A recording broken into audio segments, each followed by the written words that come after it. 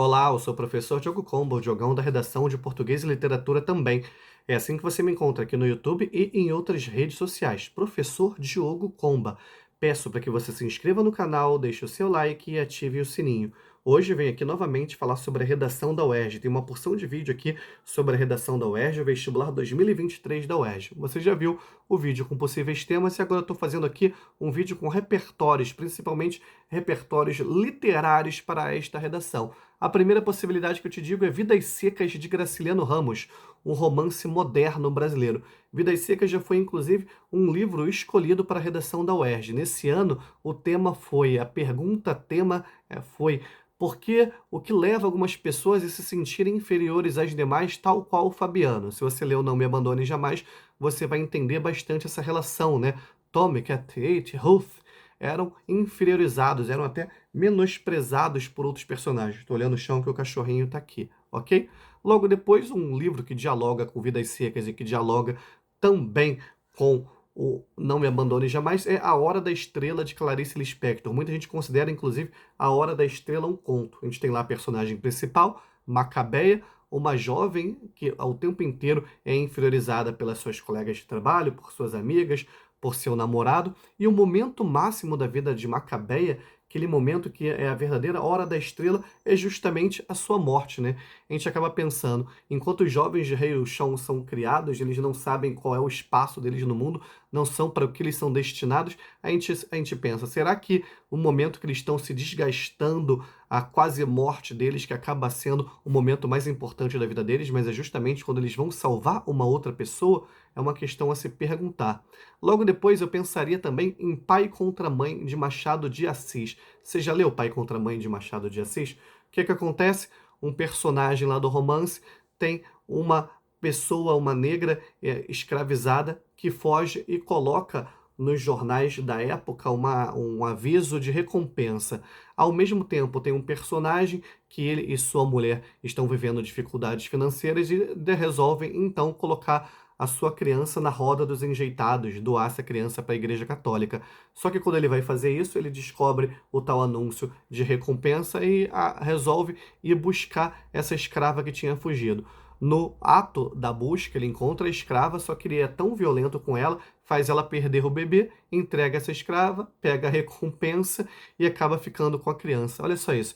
Mata uma pessoa, né? A criança, espanca uma pessoa para garantir a sobrevivência do seu filho. Olha só, né, cara?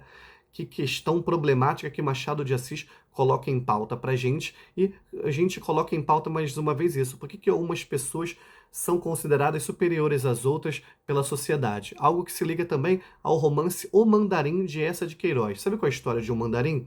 Tem lá, eu vou resumir para vocês. Tem lá o personagem principal, que é um cara já de meia idade, que mora numa pensão, não se tem notícia de amigos e familiares dele. Aí um dia ele acorda e tem uma campainha, tipo um sininho, ao lado de sua cama, com um recado, dizendo que caso ele tocasse aquele sino, a vida dele mudaria totalmente, ele ficaria milionário, porém, uma pessoa na China morreria. Ele hesita, hesita, acaba batendo o sino e a sua vida muda totalmente. Porém, ele fica com aquele drama de consciência eternamente. Pô, matou uma pessoa, mas ficou milionário, né? Tanto que ele resolve ir até a China buscar essa pessoa que ele teria matado, mas a todo momento o drama dele de consciência só vai aumentando, porque toda hora ele vê que alguém morreu em circunstâncias um tanto quanto estranhas, ele não consegue descobrir quem, se ele foi ou não responsável por aquilo tudo. Isso, de certa forma, lembra até aquele anime japonês, né? Aquele mangá que virou anime, Death Note, em que um jovem escreve no caderno o nome de pessoas que ele quer matar. Tá vendo? Uma referência aí da cultura pop para você inserir na discussão. Eu não tenho maiores informações, você deve ter, você pode pensar aí nessa literatura comparada, digamos assim. Outros dois livros que eu coloco em pauta, primeiramente, O Ateneu, de Raul Pompeia, e em segundo lugar, O Cortiço, de Aloysio de Azevedo, né? Era muito comum nessa época um romance impressionista e um romance naturalista colocarem instalações sociais como, na verdade, os grandes personagens do livro, assim como a gente vê em O Cortiço. Em Lá e Não Me Abandone Jamais, a gente vê bastante a figura de Rei Shao, tal qual isso, Rei Shao, Rei Shao, não sei como é que fala aquilo. Você pode traçar esses paralelos, você pode pensar num debate a respeito disso. Logo depois, o poema O Bicho, do Manuel Bandeira, aquele poema assim, ó. Vi ontem um bicho na imundície do pátio catando comida entre os detritos. Quando achava alguma coisa, não examinava nem cheirava, engolia com voracidade. O bicho não era um cão, o bicho não era um gato, o bicho não era um rato, o bicho, meu Deus, era um homem. Olha só isso.